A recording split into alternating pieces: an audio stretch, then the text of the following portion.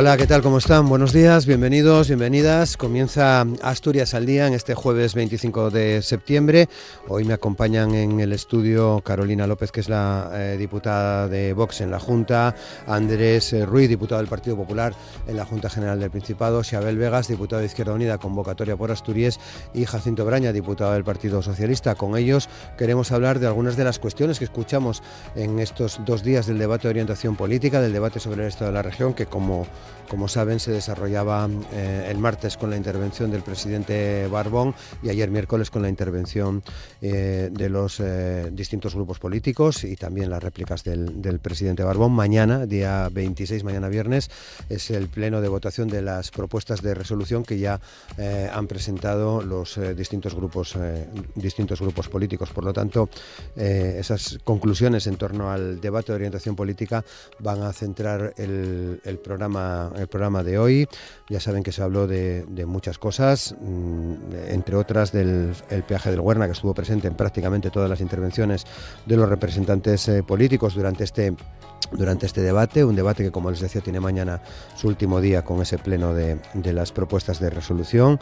Álvaro Queipo, líder de los populares, ha querido confrontar la realidad de Asturias, dibujada por el presidente Barbón, para remarcar que la situación de la comunidad autónoma es mala, porque es la que menos crece del país, decía, entre otras cosas. Carolina López acusaba al presidente Barbón de condenar a Asturias a un declive demográfico y económico del que huyen los jóvenes. Asturias tiene futuro si apoyamos a las familias y damos oportunidades a los jóvenes, eran otras de las palabras de la portavoz de Vox. Desde Izquierda Unida, convocatoria por Asturias, Xabel Vegas reafirmaba en la Junta, en el Pleno, el compromiso de su grupo con la estabilidad del gobierno autonómico, pero también advertía al presidente de que no todo vale en un gobierno progresista y reprochaba algunos errores graves, como la gestión del conflicto educativo, la autorización de las universidades privadas o la instalación del Hospital Quirón en Gijón, entre otras cosas. El secretario general de Foro y diputado, Adrián Pumares, afirmaba que el gobierno del Principado está, desde su punto de vista, agotado por unas políticas que no funcionan y un presidente que es incapaz de poner fin a la deriva.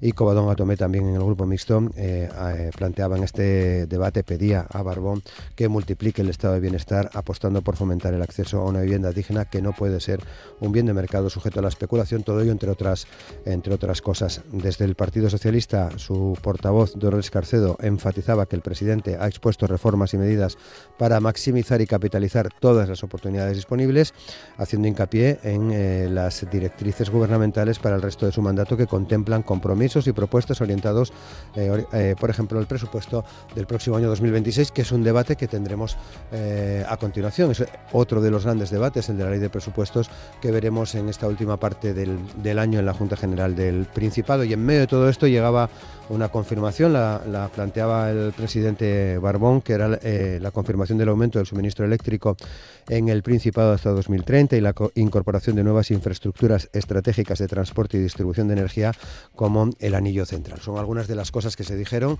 durante las intervenciones en el Pleno del debate de orientación política.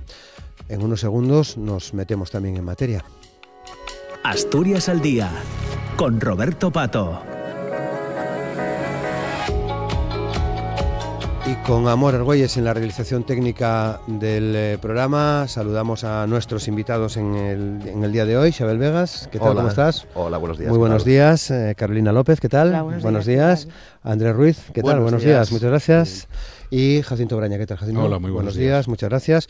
Bueno, decía, se han dicho muchas cosas, lógicamente, como corresponde en un debate como el que se vivía en la Junta General el martes, el miércoles, y como tendremos el mañana viernes con las propuestas de resolución. Si haber propuestas, me imagino, lo voy a preguntar también a los demás, claro, muchas de las cosas que planteáis los grupos en este debate se transforman en propuestas de resolución que se van a votar mañana. En vuestro caso vais a presentar, me imagino que también unas cuantas. Sí, efectivamente, vamos a presentar unas cuantas. Conjuntamente con el Grupo Parlamentario Socialista, creo que el pleno de mañana lo que tiene que hacer es plasmar un poco el debate de estos 2 últimos días, y creo que ha habido un asunto que ha sido crucial y que va a aparecer recurrentemente en esas propuestas de resolución, que ha sido la condena al genocidio de Gaza. Ayer, desgraciadamente, vimos una oportunidad perdida por parte de la oposición. El portavoz del Grupo Popular, Álvaro Queipo, tuvo hasta 3 ocasiones para condenar el genocidio en Gaza y no llegó a hacerlo. Quería ser Churchill y se convirtió en Chamberlain con esa política de apaciguamiento, y creemos que es una oportunidad perdida y que no es impropio de alguien que aspira a presidir el gobierno del Principado no condenar un genocidio que nos asquea a todas las personas de bien en Asturias. Bien. Carolina, también con 20 y tantas propuestas, 20 y pico propuestas de resolución, me decías, ¿no? Sí. Pues, hemos presentado 29 propuestas de resolución, que básicamente volvemos a ver lo mismo, ¿no?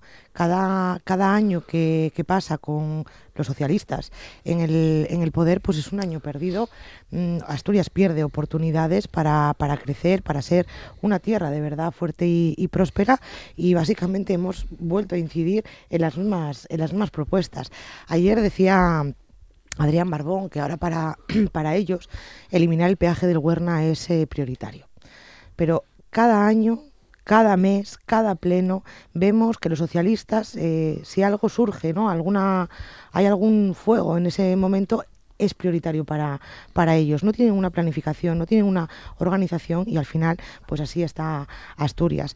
Las propuestas de resolución que nosotros hemos presentado pues son para incentivar, ¿no?, lo que es la reindustrialización en Asturias, para bonificar, por ejemplo, en materia de vivienda, el impuesto de transmisiones patrimoniales, reducciones de impuestos, facilitar la incorporación de los jóvenes al trabajo, y una serie de iniciativas que benefician lo que es al conjunto de Asturias, para pues precisamente no ver, ¿no?, cómo cada mes, cada semana vemos cómo cierran negocios, sus autónomos, cómo cierran empresas, cómo la industria también se va apagando, y al final cómo los jóvenes se van yendo. Esa es nuestra preocupación, al final, estar haciendo política en beneficio de todos los asturianos. Andrés Ruiz, propuestas de resolución también, claro. Sí, el Partido Popular ha presentado, y hablo de memoria, creo que son exactamente 37 propuestas de resolución. Bueno, es la respuesta que da el Partido Popular a los problemas de Asturias y de los asturianos, a esos problemas reales que la gente vive y padece en muchos casos: la falta de un empleo de calidad, la traslación de los datos económicos a las personas, también la gestión de las infraestructuras, por supuesto, la gestión de nuestra sanidad, de las listas de espera, el modelo educativo, etcétera, etcétera, etcétera. El Partido Popular tiene un modelo de gobierno y un modelo de propuesta alternativo que supone el cambio en nuestra tierra. Para que las cosas cambien en Asturias, y eso los ciudadanos tienen que saberlo, el gobierno tiene que cambiar, porque con los mismos actores dentro del Ejecutivo las cosas seguirán igual, y lo hemos visto durante los últimos 40 años. Hemos visto cómo nuestra tierra ha ido perdiendo peso dentro del conjunto nacional, dentro de la economía, también dentro de la política nacional, y creo que todo eso se tiene que recuperar a través de un cambio de gobierno y de un modelo que se diferencie de lo que nos ha traído a esta situación. Y dentro de eso, y dentro de ese marco, el Partido Popular presenta una serie de propuestas de resolución para también demostrar que tiene un modelo alternativo, ponerlo encima de la mesa, como llevamos haciendo como grupo parlamentario durante toda la legislatura, y seguiremos haciendo, aunque yo sé que al presidente del Principado eso no le gusta. Preferiría una oposición mansa, una oposición que se dedicase más a sobrevivir dentro de la Junta General, que una oposición que haga lo que está haciendo, con un Partido Popular que lanza propuestas, que fiscaliza a este gobierno, un mal gobierno, y con un Partido Popular que va a disputar y que va a ganar las próximas elecciones. Jacinto Oraña, también vais a presentar propuestas de resolución, bueno, lo decía Xabel, sí, ¿no? De manera conjunta en este caso. Bueno, y además, bueno, es una responsabilidad del grupo parlamentario, porque en estas propuestas de resolución lo que se trata es de orientar la acción de gobierno y de, lógicamente, sobre la base de un programa que es el que firmamos conjuntamente con Convocatoria por Asturias y el que se está desarrollando, pues bueno, en el marco de su ejecución, pues es lógico que haya que hacer modificaciones, y en ese sentido van van nuestras propuestas de resolución, ¿no? Es decir, sobre un programa que realmente atiende a las necesidades que tiene la sociedad asturiana, pues bueno, hacer las modificaciones a mitad de mandato que proceden, ¿no? Y esa es la responsabilidad que tenemos como grupos parlamentarios, ¿no? Frente a una oposición que hace unas propuestas de resolución que están, bueno, basadas primero en una visión de Asturias que no se corresponde con la realidad, con lo cual evidentemente son unas propuestas que no van a ningún lado, cuando no se basan sobre lo que es el falseamiento de datos concretos, ¿no? Y en este sentido es curioso también que por ejemplo, con respecto a las proposiciones que plantea el Grupo Parlamentario Popular, pues muchas de ellas son para decir lo que ya se está haciendo. Es decir, por ejemplo, habla del tema de las listas de espera, pues una de las propuestas de resolución es elaborar un plan estructural para la reducción de las listas de espera, algo que lleva ejecutándose desde que comenzó esta legislatura. Y en lo que sí son novedosos es en pedir la reducción de impuestos para las clases más favorecidas. Eso es en lo que realmente es novedoso y persistente la oposición al Parlamento. Es decir, en demandar siempre una bajada de impuestos, sin decir cómo va a afectar esa bajada de impuestos a la prestación de servicios a toda la población asturiana, no solo una que se pueda pagar los servicios de salud, de educación, etcétera, o servicios sociales, sino cómo va a afectar esa bajada de impuestos a los servicios que prestamos en Asturias. Bien, bueno, pues ya sabéis cómo va el programa, ya están todos los micros abiertos, ya tengo palabras pedidas. Carolina, ya pedías la palabra, sí, adelante. Es que, bueno, me Cuando choca, quieras. ¿no? Aquí, Isabel, también. porque bueno, se pueden decir muchas cosas, pero hay que venir con la verdad. Claro. Se lo digo al diputado del Partido Socialista, que falseamos los datos. Uh-huh. Yo ayer en mi intervención todos los datos, absolutamente todos los datos que hemos dado son oficiales, del INE, del SEPEPA, del SESPA, todos. Las listas de espera de sanidad son superiores a cuando Barbón entró en el gobierno. No, eso no son es cierto. datos, no. Hombre, son datos del Sí, SESPA. sí. Eso Claro. es cierto, que las listas de espera son superiores al 2019, es cierto, no. están Vale, desde vale. que Barbón está en el gobierno. Claro, escuchemos y no pensemos lo que tenemos que, el mensaje que a usted le han dado que diga. No, es que hubo una Entonces, pandemia, no ahora, sé si estaba por bueno, aquí la en pandemia- el 2020. La pandemia es el discurso comodín y luego está todo lo demás. Siempre ponen una excusa. Desde el 2019, estamos en el 2025, van a crear ahora un plan estructural para reducir las listas de espera. No, ahora no. Sí, acaba de decirlo ahora mismo. En el 23. Que vamos a elaborar un plan estructural para reducir las listas de espera. Ustedes son todo planes. Y mientras tanto va pasando el tiempo y las cosas están sin hacer. Y así está Asturias. La realidad de Asturias se palpa en la calle, pero ustedes no están en la calle porque están en los despachos metidos. Y cuando sales a la calle y escuchas a los asturianos y te cuentan sus problemas, la realidad es la que contamos nosotros, la que hemos contado nosotros. Ojalá pudiera decir que Asturias va de maravilla, porque me encanta Asturias.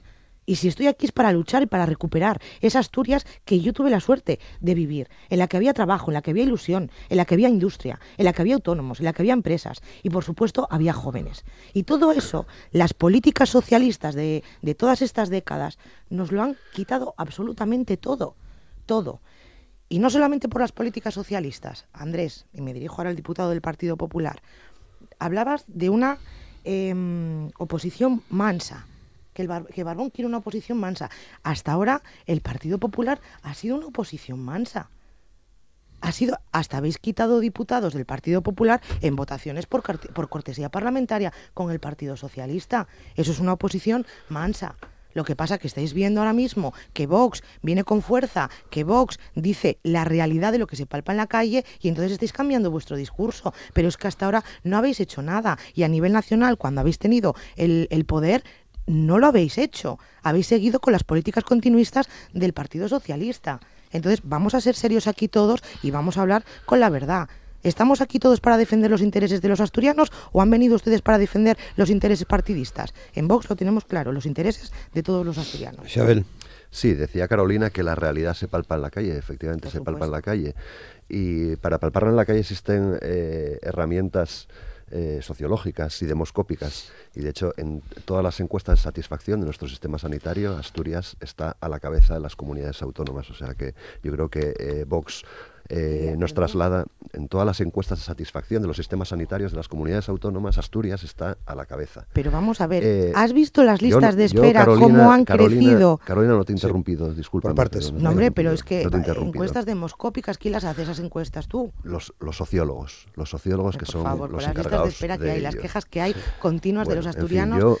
yo te pediría un poco de educación. Termina, Educación. Isabel, sí. De Educación acuerdo. y respeto deberíais de tener Educación, por los asturianos, por cierto, claro que sí. como la que no tuvisteis ayer en uno de los momentos más ignominiosos que vivió la Junta General desde hace muchos años, que fue abandonar el hemiciclo cuando hubo un minuto de silencio por las víctimas del genocidio en la Franja de Gaza, que hasta el Partido Popular lo secundó. Bueno, ayer yo creo que fue una oportunidad perdida para la oposición, porque todos pensábamos que efectivamente Álvaro Queipo iba a trasladar un modelo de Asturias, un modelo de país, un cierto programa de gobierno, pero no hizo absolutamente nada de eso, y las recetas fueron las de siempre, y particularmente la receta de bajar impuestos a los que más tienen. Y de hecho ayer vivimos un auténtico chantaje en la Cámara, porque Álvaro Queipo dejó muy claro que no se iban a aprobar impuestos si no se retiraba la ley de IRPF que acaba de presentar este gobierno, lo cual presupuestos, que yo creo que es un auténtico chantaje y que es terrible. Pero lo más grave es que el líder de la oposición, en su primera intervención, en 30 minutos, no encontró ni un solo minuto ni 30 segundos para hablar del peaje del Huerna. Y yo creo que es algo que indigna a todos los asturianos y a todas las asturianas. Probablemente no encontró ese tiempo porque sabe perfectamente que los culpables de esa prórroga hasta el año 2050 fue un gobierno del Partido Popular, y ahora tenemos que luchar contra esa prórroga ilegal que ha dictado la Comisión Europea y que yo creo que indigna a todos los asturianos y todas las asturianas, y esperemos que muy pronto nos movilicemos a través de la Alianza por las Infraestructuras, toda la sociedad asturiana, una gran movilización contra ese peaje. Andrés. Bueno, pues aquí se acaba de simbolizar un poco lo que ayer ocurrió. Yo creo que todo el arco parlamentario es consciente que el Partido Popular, que Álvaro Queipo, es una alternativa real al gobierno, es una alternativa real a este gobierno socialista y también con el populismo de izquierdas apoyado en él en asuntos clave como son la vivienda. También Vox lo simboliza con estas palabras de Carolina, pues donde no se sabe muy bien a qué se está, si se está a un cambio de gobierno o si se está a intentar recoger todos los votos que se pueda, intentando trasladar una imagen de oposición mansa cuando el Partido Popular está haciendo una oposición que yo creo que al menos es constante y es una oposición efectiva, una oposición que está siempre, una oposición que trabaja todos los días dando propuestas y por tanto una oposición que se convierte en alternativa. Y por eso ayer hemos visto al propio Adrián Barbón y a la portavoz del Partido Socialista, a Dolores Carcedo, emplear una grandísima parte de su tiempo en tratar de criticar, atacar y embarrar dentro de la bancada popular, incluso con alusiones personales y alusiones a ciertas filtraciones que poco o nada tenían que ver con el debate y que solo empequeñecen al presidente del Principado cuando las hace, y es lo que se vio ayer, que es lo que se está viendo ahora. Claro que el Partido Popular quiere bajar los impuestos, claro que el Partido Popular, para negociar unos presupuestos, tienen que estar dentro de un marco fiscal que sea aceptable para poder negociarlos. Eso es con una fiscalidad competitiva y en línea con otras autonomías de nuestro entorno. Claro que el Partido Popular tiene un modelo de gestión del sector público que busca la eficiencia y no andar celebrando que cada vez se gaste más y más y más en servicios ineficientes, y no me refiero en ningún caso ni a sanidad, ni a educación, ni a bienestar social, que vienen blindados por el propio sistema de financiación autonómico. Claro que el Partido Popular tiene un proyecto que quiere poner encima de la mesa y que lo está poniendo día a día. Y frente a eso, pues el curioso abrazo de todos los grupos parlamentarios para tratar de evitar a toda costa que Álvaro Queipo llegue y que el Partido Popular llegue a consumar ese cambio que es lo que pide la sociedad. Y yo creo que ayer lo que hace el presidente del Principado, y secunda rápidamente Dolores Carcedo, es simplemente que se abre la veda, que el presidente del gobierno del Principado ha marcado el inicio de su precampaña electoral contra a la contra y no para defender una labor de gobierno contra el presidente del Partido Popular de Asturias, contra el Partido Popular de Asturias y además sin límites, donde se puede decir lo que se quiera, incluso sacar, repito, informaciones sobre los intereses del presidente del Principado o lo que quiere hacer y lo que quiere estar sin ningún tipo de fundamento. Presidente pequeñito del Principado, empequeñeciéndose cada día más, presidente encogido que ha tocado corneta para ir a la contra de la gran alternativa de cambio que es el Partido Popular de Asturias y que es Álvaro Queipo. Jacinto.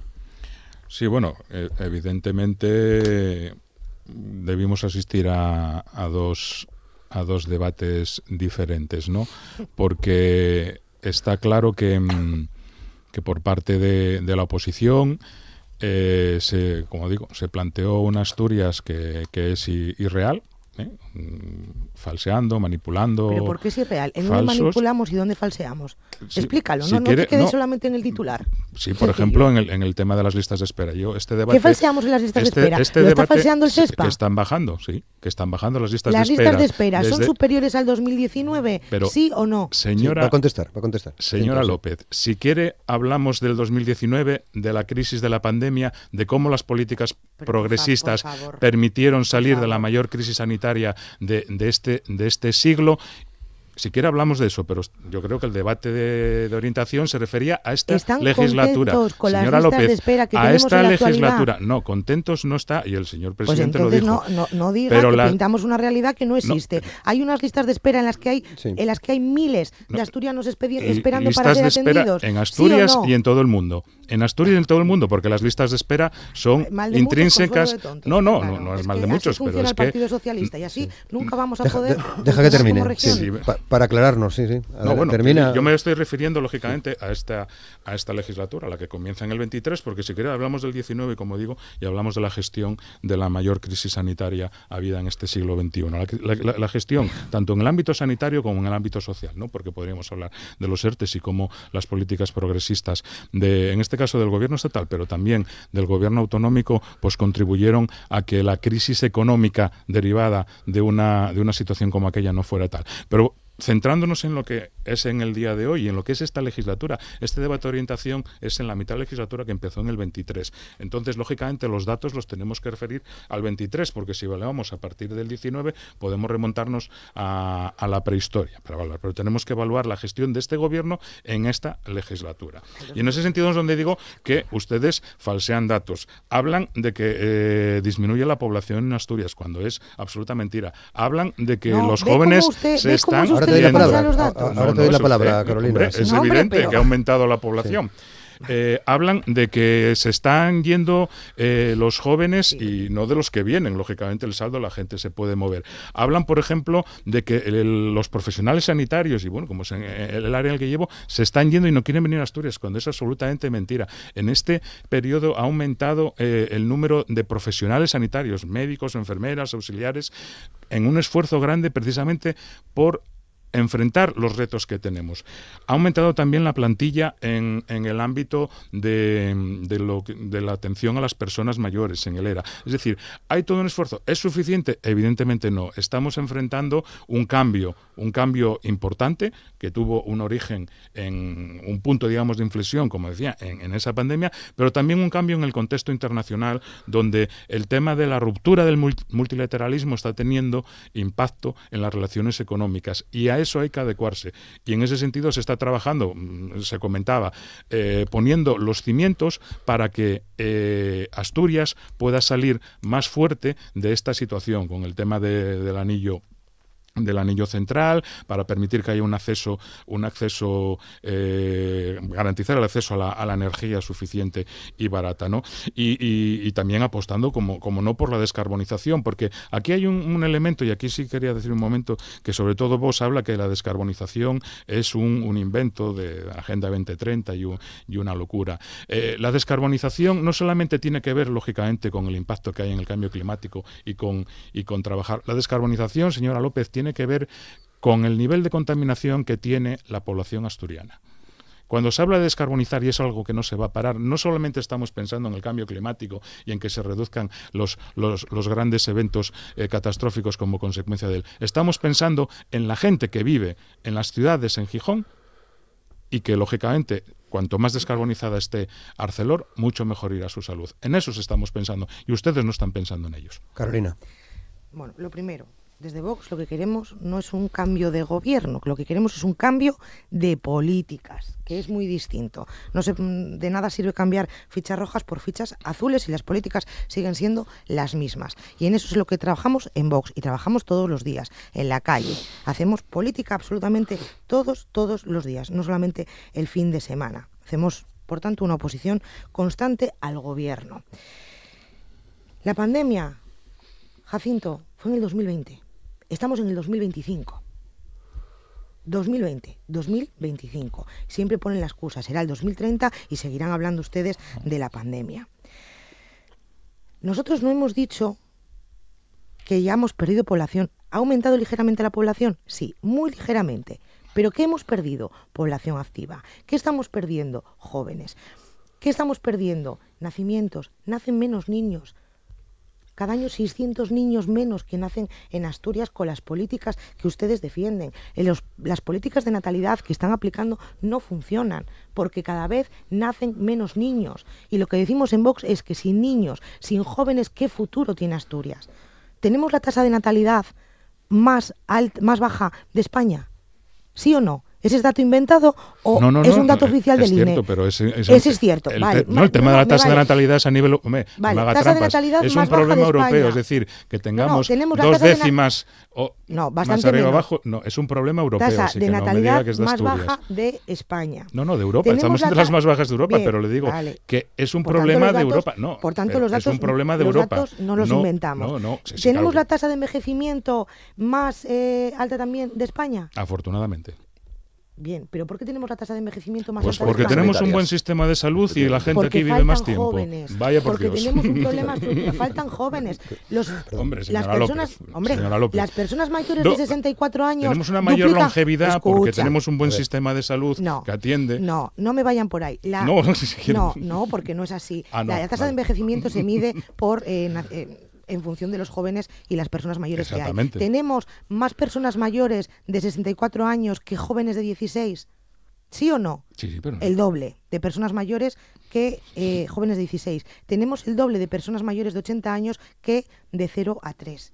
Eso es un problema estructural y eso es lo que da la tasa de envejecimiento. Y por tanto, sin jóvenes y sin niños no tenemos futuro en Asturias. Hablaba de la descarbonización. Problema de Europa.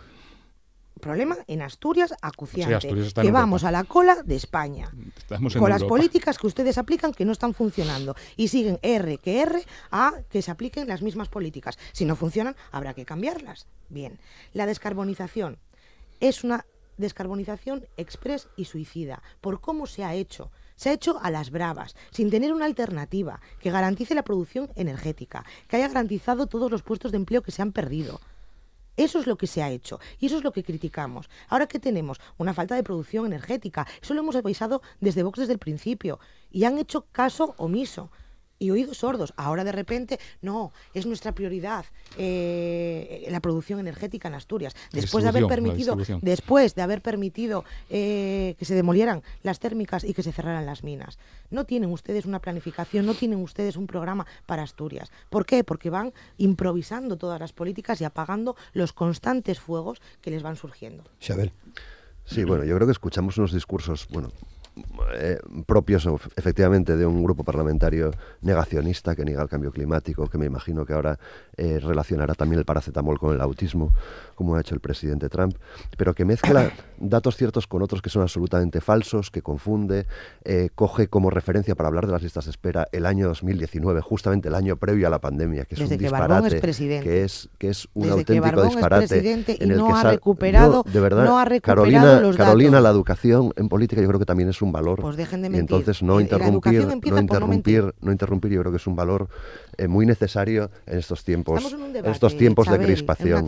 En una tertulia, esto no es como el pleno de la Junta que es 5 nada, minutos para cada uno. Pero hablar todos a la vez no es bueno. Sí, por favor. En cualquier caso, para que lleguen los mensajes bien a la gente. De acuerdo.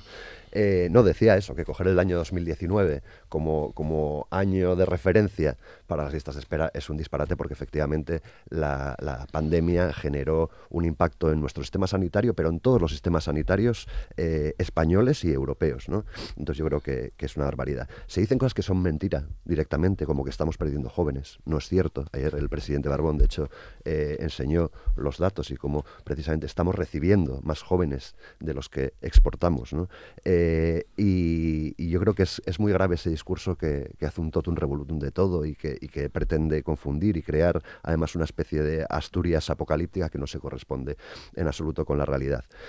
Sobre la fiscalidad, me parece terrible que el Partido Popular base toda la negociación presupuestaria precisamente en retirar una ley que además es bastante razonable, porque estamos hablando de una ley del IRPF que beneficia al 80% de la sociedad asturiana y que solo sube los impuestos a los que tienen una renta mayor de 175.000 euros. Atención, 175.000 euros. Eso es lo que llama el Partido Popular subir impuestos. Nosotros también queremos bajar impuestos, pero queremos bajar impuestos a las clases medias y trabajadoras, no desde luego a las clases más acomodadas. Y por último decir, llevamos 33 minutos de debate y el representante del Partido Popular en esta mesa todavía no ha dicho ni una sola palabra sobre el peaje del Huerna, que yo creo que es el asunto central de la última semana, un asunto que inquieta enormemente a los asturianos, porque eso sí que es un impuesto, y un impuesto regresivo para los asturianos y las asturianas, que cada vez que tienen que ir a la meseta o venir de la meseta Asturias, tienen que pagar un peaje injusto por culpa de una prórroga injusta que dictó el Partido Popular de José María Aznar. Andrés. Bueno, por partes. En primer lugar, creo que lo que se está jugando a Asturias hoy, en este tiempo que nos ha tocado vivir, es si en medio de un cambio de época, Asturias va a ser una región que va a salir como perdedora de todos los cambios que se están produciendo. De ahí que tal vez, a veces con un trazo grueso, se acuse a políticas como la descarbonización, como los nuevos modelos económicos, una serie de políticas de la transformación que está viviendo el mundo, cambios de flujos comerciales, y se utilicen para, en esa incertidumbre, tratar de generar miedo. Pero la realidad, y lo que no quiere ver este gobierno, es que en este cambio de época Asturias puede ser la gran perdedora. Porque una economía basada en el carbón durante 2 siglos, prácticamente, una economía basada en todo el siglo XX en la producción de acero, una economía basada en la industria, en el momento en el que se descarboniza, en el momento en el que se deslocaliza la producción industrial, está amenazada por, en ese cambio de época, ser una región perdedora de este cambio de modelo. Otras ganarán, no estoy hablando del derrumbe de Occidente, ni poniéndome agorero, otras ganarán, pero Asturias a día de hoy, si no se toman medidas drásticas, puede ser la perdedora de este cambio de época. Y esto yo creo que es algo que tenemos que grabarnos a fuego todos los grupos parlamentarios. Y creo que se tiene que hacer algo por parte, o que tenemos que hacer algo, porque hay que hablar en primera persona, para intentar que Asturias no sea la perdedora de este cambio de modelo. Y la perdedora se es si no se tiene una fiscalidad competitiva, la perdedora se es si se trata de obviar que los nuevos tiempos que corren económicos no se van a paliar con un auge del turismo, que puede ayudar, que nadie lo niega, pero que no va a ser el sustento de una economía próspera. También si se cree que va a volver la gran industria pesada de la segunda mitad del siglo XX a ser la fuente de riqueza de Asturias, porque ese mundo, y hay que decírselo a la gente, ya se fue, se está yendo por una serie de medidas que en muchos casos han sido más ideológicas que reales. Y también se necesita, y con esto quiero contestar al señor Vegas, un plan de infraestructuras que se ejecute. En primer lugar, el Partido Popular ya ha dicho que está a favor de que se retire el peaje del Huerna, pero eso no se pide en Bruselas dándose golpes en el pecho y diciendo ojalá la justicia europea le diga al señor Sánchez lo que yo como presidente del Principado, Adrián Barbón, no quiero decirle, que es que el botón para quitar el peaje del Huerna está en el Consejo de Ministros, donde se sienta el Partido Socialista y donde se sienta Sumar. ¿Que fue un error la ampliación? Sí. ¿Que ahora mismo está la justicia europea buscando si fue legal o no fue legal, con el gobierno de España defendiendo su legalidad? Que no me cuenta Adriana Lastra historias. También. Pero la cuestión es que hoy todos los que pasemos o pasen por el peaje del Huerna tienen que pagar, quitando las bonificaciones que hay. Entonces, que no se busque la culpabilidad en una política que se hizo cuando yo tenía 12 años.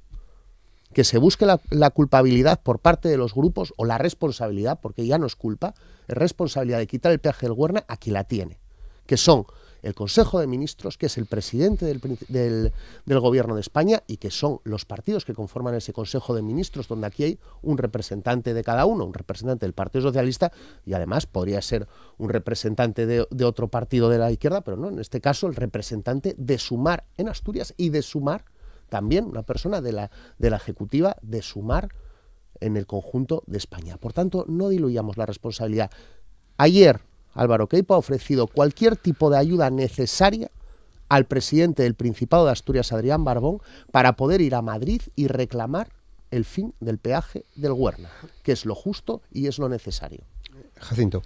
Sí, bueno, en ese sentido creo que tanto el Grupo Parlamentario Socialista como la FSA, como ayer mismo el presidente del Gobierno, con respecto al peaje del Huerna, hemos sido muy claros. Hay que eliminar ese peaje y lo que está claro es que hay que hacerlo de manera legal. Evidentemente, tenemos peaje del Huerna por una actitud, por un mandato ilegal de un gobierno en el que, aunque el señor Ruiz tuviera 12 años, es el mismo partido, y además estaba presidido por Aznar, y el ministro era un señor Cascos, que evidentemente es un mentor tanto del señor Queipo como del señor Pumares, ¿no? Con lo cual echar balones fuera, pero lo que sí va a hacer, y ese es el compromiso, es claro, el peaje del Huerna tiene que cesar, y desde el Gobierno de Asturias y desde el Grupo Parlamentario Socialista y desde la FSA vamos a hacer todo lo posible dentro de la legalidad, que es importante para no repetir errores, para que esa discriminación que sufre Asturias se acabe con ella, ¿no? Pero sí quería también, como abundando en el tema de cómo en el debate de ayer se tergiversaron o se utilizaron los datos, hablaba el señor Andrés sobre los retos que tenemos como región, ¿no? Si Asturias va a salir de este contexto internacional más fortalecida o menos, ¿no? Y en ese sentido es claro, la apuesta por la industria, tanto de este gobierno, es evidente, y los datos así lo demuestran. Es decir, el porcentaje del PIB asturiano que aporta a la industria ha crecido.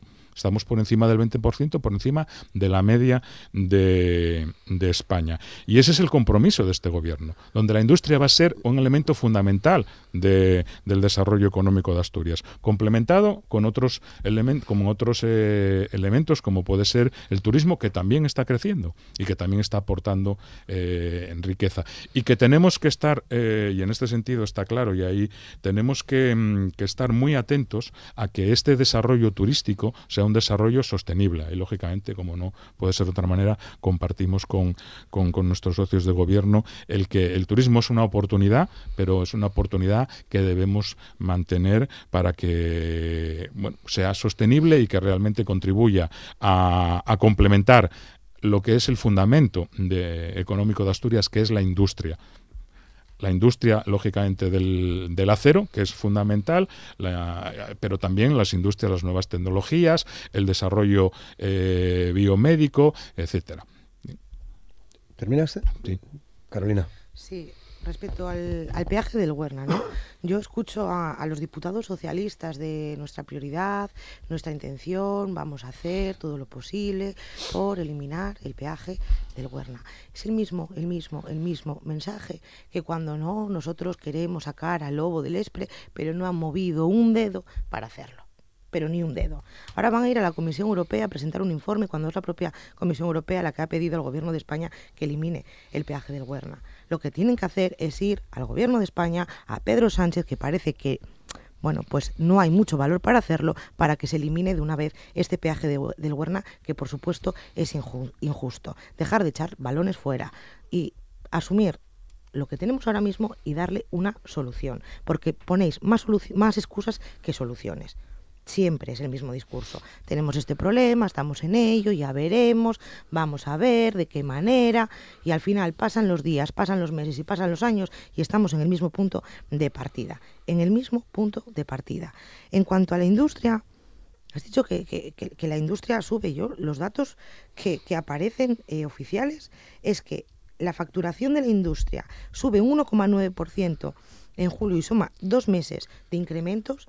Pero yo le he hablado del porcentaje del que supone la industria en el PIB. Vale, no me hable de la facturación de un mes. Vamos a peor en la industria. Hombre, si me habla de la facturación de un mes, esto Julio, de además. verdad. Julio, además. Por favor. A nivel nacional sube favor. un 1,9%. No. A nivel nacional. Y en Asturias se retrae un 17%. 17, la peor región de toda España, la peor. No, ese dato tampoco le sirve, claro. No, Claro. mire. Es que ustedes vienen aquí es a una suerte maquillar, que Vox, afortunadamente, o esperemos, maquillar las nunca va a alcanzar estadísticas. el gobierno, porque de verdad, con este manejo de lo que son los datos, bueno, Asturias sí que tendría un serio problema. Usted no me puede comparar un dato puntual con lo que yo le he dado, que es el porcentaje que sobre el PIB, es decir, sobre la riqueza de Asturias, tiene la industria, y que es una apuesta de este gobierno, y que además, y que ahí lo comparto claramente con el señor del Grupo Partido Popular, es el futuro de Asturias. Carolina.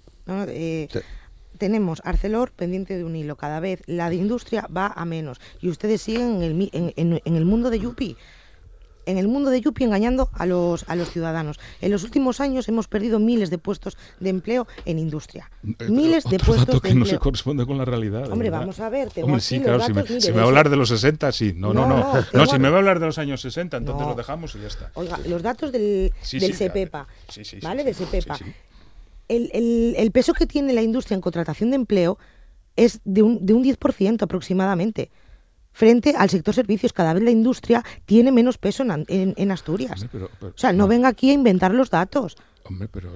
Ni a decir que la industria va bien, cuando cada vez tenemos menos industria, cada vez están cerrando más industrias. ¿Pero en dónde? De verdad, es que en Asturias. Ay, Dios. En la Asturias en la que vivo yo, Alcoa no cerró, Danone no cerró, Vesuvius no cerró, Nestlé no cerró, la parte de Saint-Gobain no cerró, Arcelor no está pendiente de un hilo. Pero se crean otras industrias. Usted no me diga el número de empresas que cierran o no. Bueno. Vamos a los datos. ¿Qué porcentaje sobre el PIB supone la industria? Decir que ahora en número total hay menos empleados en industria que hace 30 años, o sea, ¿qué quiere que le diga? Evidentemente, la industria, el desarrollo de las tecnologías y lo que estamos, que en este periodo el empleo en industria está creciendo. Está creciendo. No, evidentemente no vamos a volver a los 60, es decir, UNOSA y Arcelor UNOSA no va a tener 40.000 trabajadores como llegó a tener. Bien. Xabel. Sí, bueno, yo lo primero que quiero decir es que tanto Convocatoria por Asturias como el Grupo Plurinacional de Sumar participamos en gobiernos progresistas y estamos orgullosos de hacerlo, pero ayer mismo dejamos claro en la Junta General del Principado que no firmamos cheques en blanco y que decimos aquello que no nos gusta, aquellos errores que se cometen. Y precisamente anteayer salió nuestra portavoz en el Congreso de los Diputados, Verónica Rodríguez, criticando precisamente la actitud del gobierno central con respecto al peaje del Huerna. Y eso quiero dejarlo muy claro porque, insisto, nosotros participamos en gobiernos de progreso, pero no firmamos cheques en blanco. Y participamos en gobiernos de progreso, entre otras cuestiones, porque somos muy conscientes del momento histórico excepcional que estamos viviendo. Y somos responsables ante ese momento histórico excepcional que estamos viviendo. Y ayer lo planteamos precisamente en la Cámara, porque estamos viviendo un momento histórico que no es normal. Estamos viviendo una auténtica ofensiva iliberal, estamos viviendo una ofensiva de organizaciones y de movimientos que pretenden acabar con nuestra democracia. Tenemos una extrema derecha que día sí día también en la Cámara ataca al colectivo LGTBIQ+, a los migrantes, a las mujeres, que niegan el cambio climático antropogénico, de origen antropogénico, que es un consenso científico abrumador. Y todo eso nos parece enormemente grave, pero lo que es verdaderamente grave y lo que nos preocupa enormemente es el papel en todo esto del Partido Popular. Porque yo creo que el Partido Popular, y siempre lo diré, es necesario que nuestro país y nuestra comunidad autónoma tenga una derecha moderada.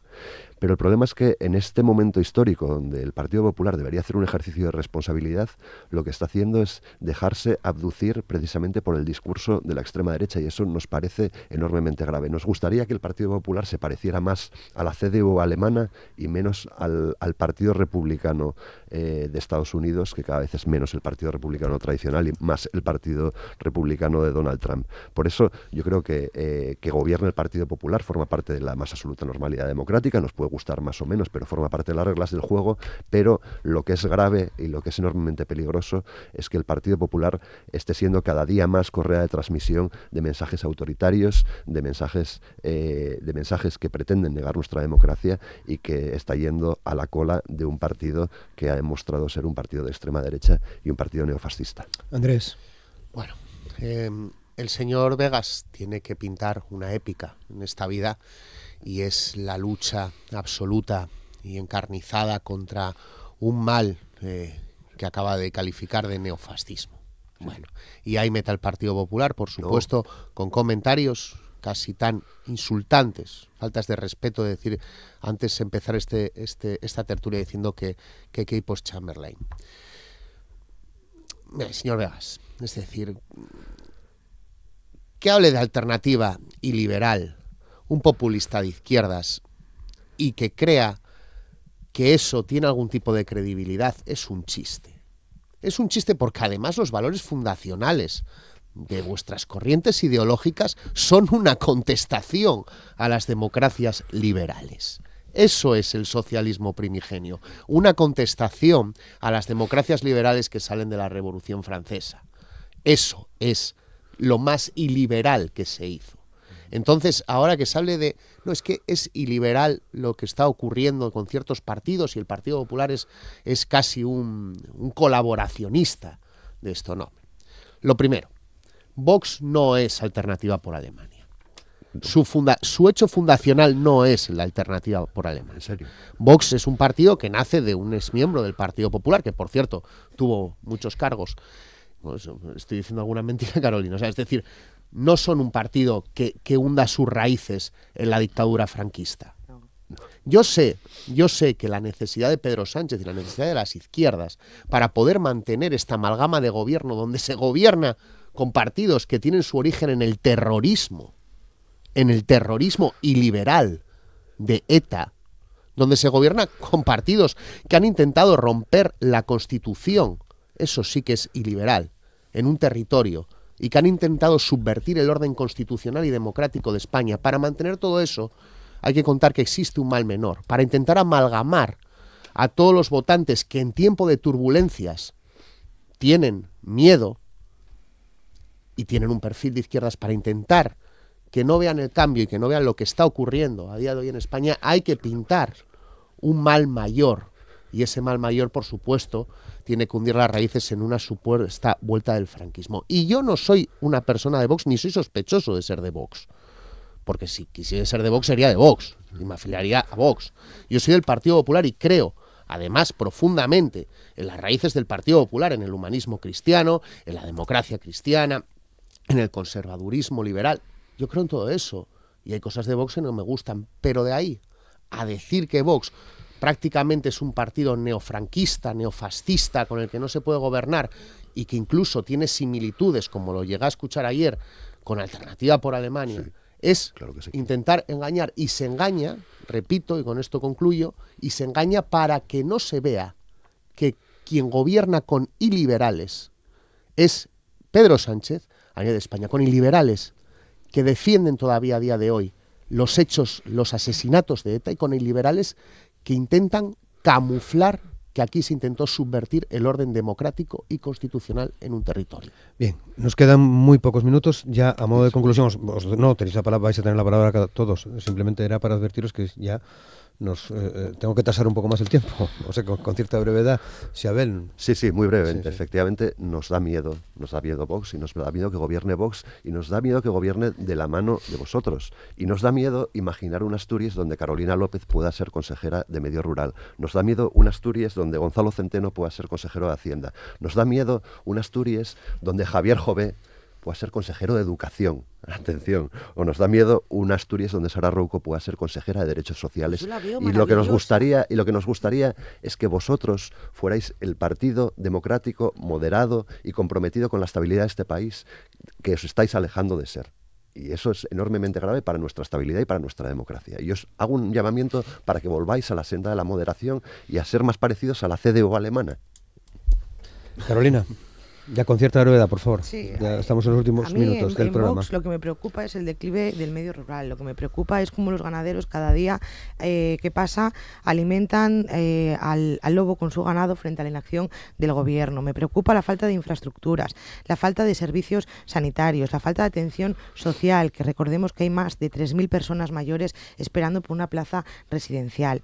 Me preocupa el adoctrinamiento ideológico que se está llevando, ¿no?, en las aulas a los más vulnerables, a los más pequeños, que deberían de estar aprendiendo pues matemáticas, ciencia e historia, y dejarse de tanto adoctrinamiento e ideología política, que es lo único que quieren aquí los socialistas y los comunistas. Y me preocupa la pérdida de autónomos, la pérdida de empresas, me preocupa que los jóvenes se vayan de Asturias, me preocupan tantas cosas que hay que poner solución en Asturias y que ustedes no la ponen porque están ahí como el día de la marmota, con cortinas de humo, dejan pasar el tiempo y mientras tanto los problemas siguen ahí engordándose. Ahora mismo lo prioritario es el peaje del Huerna porque, bueno, salió ahora para eliminarlo, ¿no?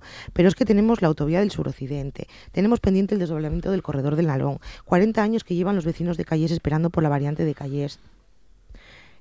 El plan de Argallos, que se va a poner en marcha, nunca se pone en marcha, y nos acordamos del plan de Argallos cuando cae un argallo. Y ese es el gobierno que tenemos delante. Los asturianos no pueden más. Cuando uno sale a la calle y los escucha, ¿no?, y les atiende de verdad, te cuentan todos los problemas a los que se enfrentan. Y este gobierno no pone solución alguna en ello, porque está pendiente de su ideología, de crear más chiringuitos, de crear más organismos que al final solo sirven para colocar a sus amigos y estómagos agradecidos y no para dar solución a los problemas de los asturianos, a los problemas al autónomo de Avilés, a la familia de Siero, a todos esos que se levantan, que trabajan para prosperar, para llegar a final de mes, para mantener su familia y para dejar un futuro mejor a sus hijos. Andrés, también ya con cierta brevedad, por favor, a modo de conclusión. Bueno, a modo de conclusión, y volviendo al debate del estado de la región, yo lo que creo es que, y lo vuelvo a repetir, ayer se pudieron ver dos modelos, se vio el pistoletazo de salida de un presidente empequeñecido, encogido, sin ideas ya para una Asturias que está al borde de una época, de un cambio de época en el cual hay que tomar una serie de decisiones que Barbón creo que no está capacitado ahora mismo para tomar. Y lo que se vio fue una respuesta furibunda por parte de la izquierda, de toda la izquierda, contra la alternativa en el Principado de Asturias a estos gobiernos que se han ido sucediendo, a estos 40 años, a estas 4 décadas del cambio que nos lleva prometiendo el Partido Socialista. Y repito, ahora estos 2 años los asturianos tendremos que plantearnos, si queremos que todo siga igual, votemos continuismo, que no es continuidad, continuismo. Si queremos que haya cambio, pues tendremos que plantearnos la opción del verdadero cambio, que yo creo que solo hay una opción, que es Álvaro Queipo, y que además, repito, y como en respuesta casi a Isabel, nuestra vocación es gobernar en solitario, sin populismos, no como está ocurriendo ahora. Y Jacinto, ya para terminar también. Sí, bueno, y haciendo referencia ayer, me había quedado una sensación escuchando al señor Queipo, que no encontraba el modelo, pero preguntándome hacia dónde iría si en un futurible pues el Partido Popular alcanzara el gobierno en Asturias, ¿no? Pero ya me ha quedado muy claro. Ayer simplemente tenía la sensación, y es que aunque no presentó un modelo, si lo tiene en la cabeza, desde luego es el modelo del PP de Madrid, es el modelo Ayuso. Lo ha hecho tanto en no posicionarse con respecto respecto al genocidio que se está cometiendo en Palestina, y hoy el señor Ruiz ha dicho que no tiene ningún problema en ir con Vox de la mano y formar gobierno, que les parece que poco menos... Acabo de decir que aspiramos en solitario. No, aspirar todo el mundo, pero una cosa es que en caso de que no aspiren, que no tienen ningún problema en ir con un partido como Vox, que ya sabemos cuál es lógicamente su un partido posición, democrático que mira por el bienestar de todos Yo los no he ciudadanos. dicho que no sea democrático, ni Yo al lado de régimen. Yo digo que no es democrático. Yo digo que no es democrático. Y entonces nos ha quedado claro. Jacinto, Si gobernara el Partido Popular en Asturias, el modelo es el modelo Ayuso. Ayuso Bien, mola. llegamos al final. Jacinto Braña, muchas gracias. Gracias. Xabel Vegas, muchas gracias. Muchas gracias. Carolina López, muchas gracias. Muchas gracias. Andrés Ruiz, muchas gracias.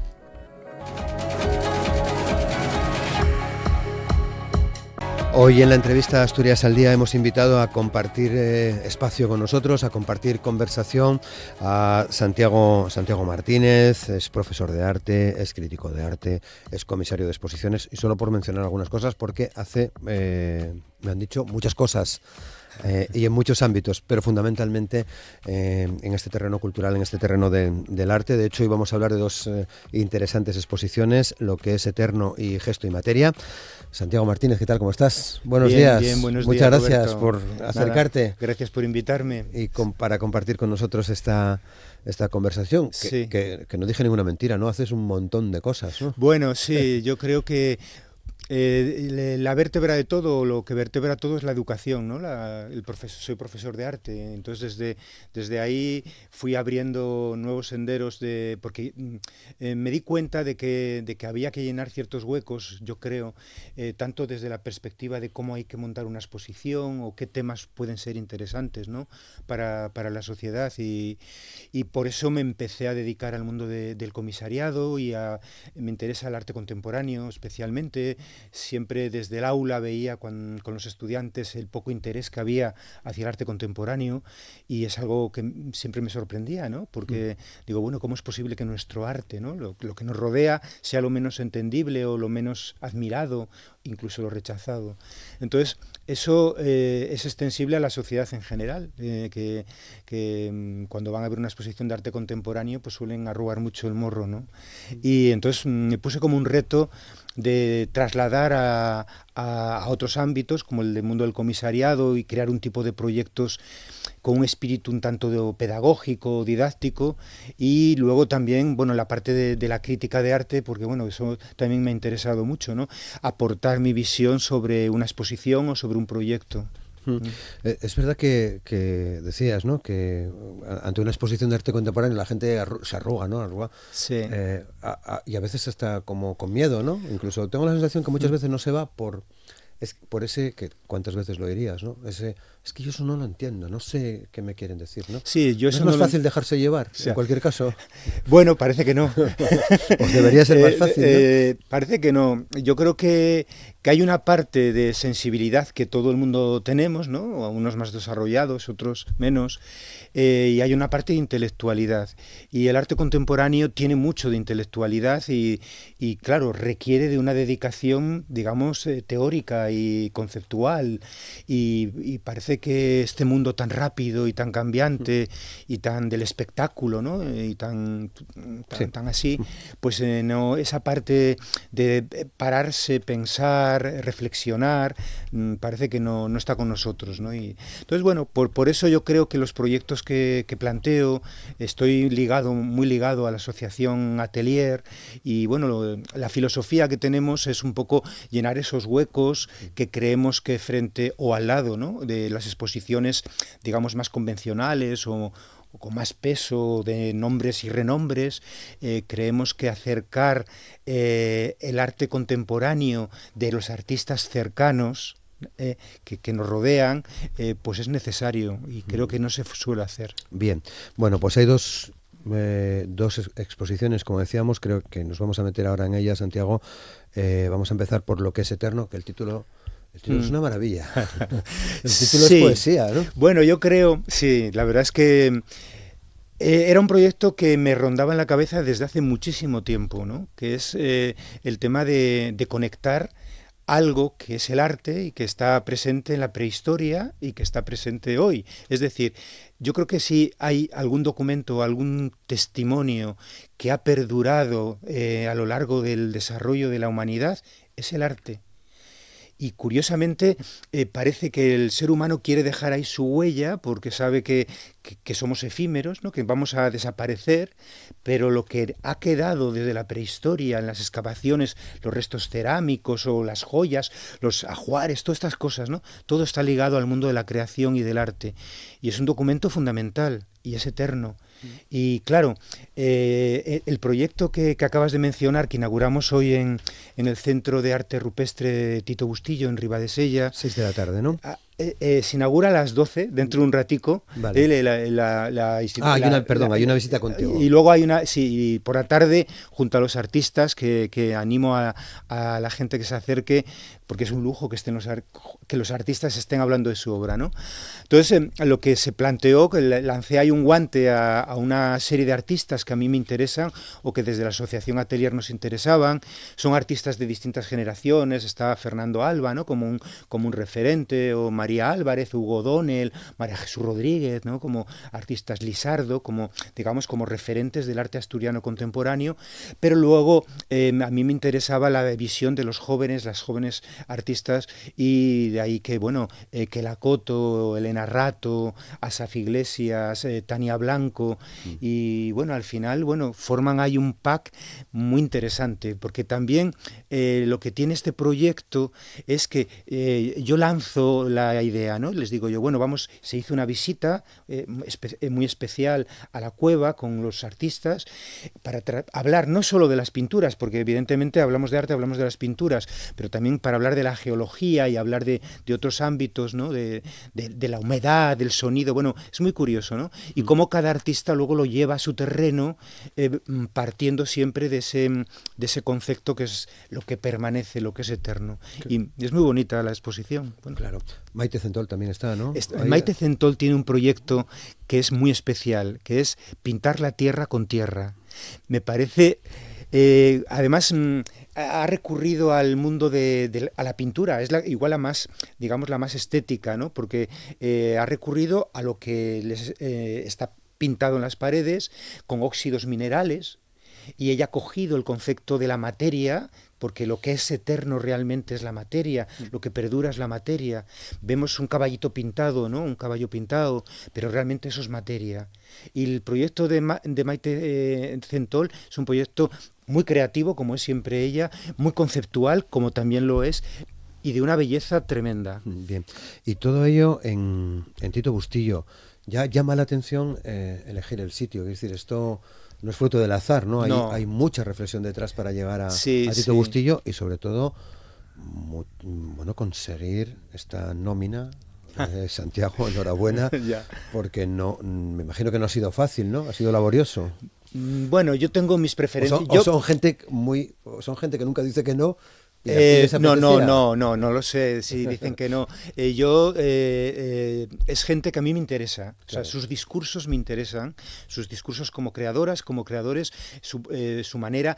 Son tan distintos y son lenguajes tan diversos, técnicas tan variadas, que coger a todas estas... Además, para mí es muy importante el tema generacional, porque el bagaje que tienen los mayores no lo tienen los jóvenes, pero luego la capacidad, y el impulso que tienen los jóvenes, pues ya los mayores son más relajados. Entonces, estas sinergias que se crean entre ellos, ya el día que los reunía a todos en la cueva de Tito Bustillo, ya vi que aquello iba a funcionar, ¿no? Y entonces lo más bonito es ver cómo ha canalizado cada creador, cada creadora el tema, ¿no?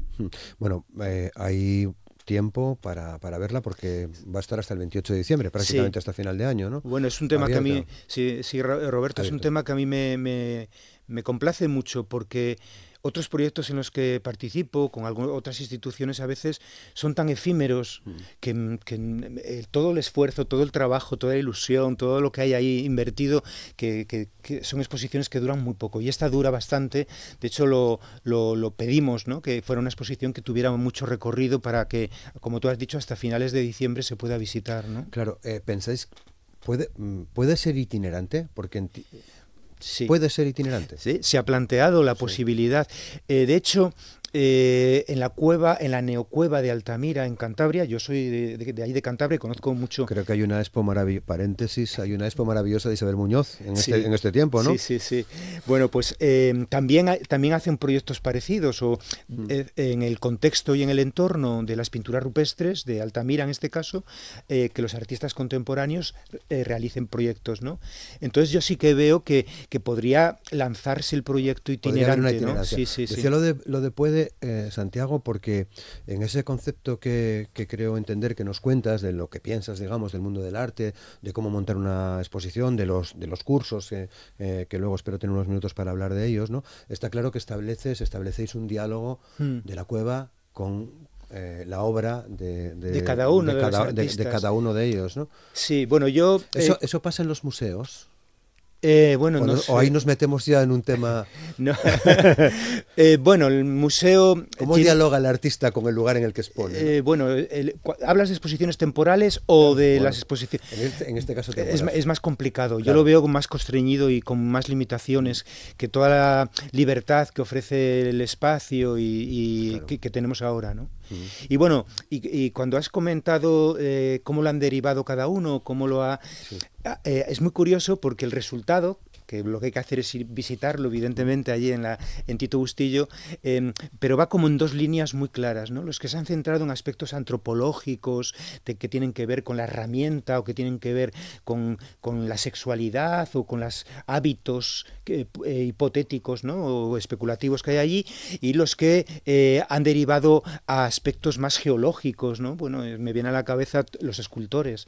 Hay varios escultores, ¿no? Entre ellos Fernando Alba o María Jesús Rodríguez, ¿no? Entonces, cómo ellos han derivado ese mundo de la escultura al mundo de la geología es muy, muy bonito. Bien, pues hasta el 28 de diciembre, Lo que es eterno, se inaugura este mediodía a las 12 y hoy por la tarde hay una visita guiada con Santiago y con los artistas a partir de las 6.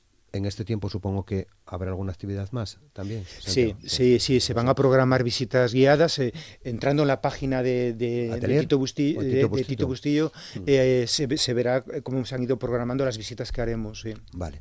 Bueno, y paralelamente todavía tenemos la posibilidad de ver, creo que hasta el 13 de octubre. El 13 de octubre, mediados del próximo mes, Gesto y Materia, un encuentro multigeneracional entre artistas contemporáneos del entorno asturiano en la sala de exposiciones del edificio histórico de la universidad en Oviedo. Sí. Que también, menuda nómina de artistas has juntado para esta muestra. Sí, yo ya el día de la inauguración, que estaba el rector de la universidad y estaba el concejal de Cultura del ayuntamiento, que colaboran con el proyecto, que eso es un aspecto que me parece muy interesante, ¿no? La apuesta, digamos, institucional, en este caso de Tito Bustillo es con la Consejería de Cultura, pero en el caso que estamos comentando ahora de la Universidad de Oviedo es con el vicerrectorado de Extensión Universitaria de Pilar, ¿no? Que fue la que dio el visto bueno al proyecto, y con la Fundación Municipal de Cultura del Ayuntamiento de Oviedo,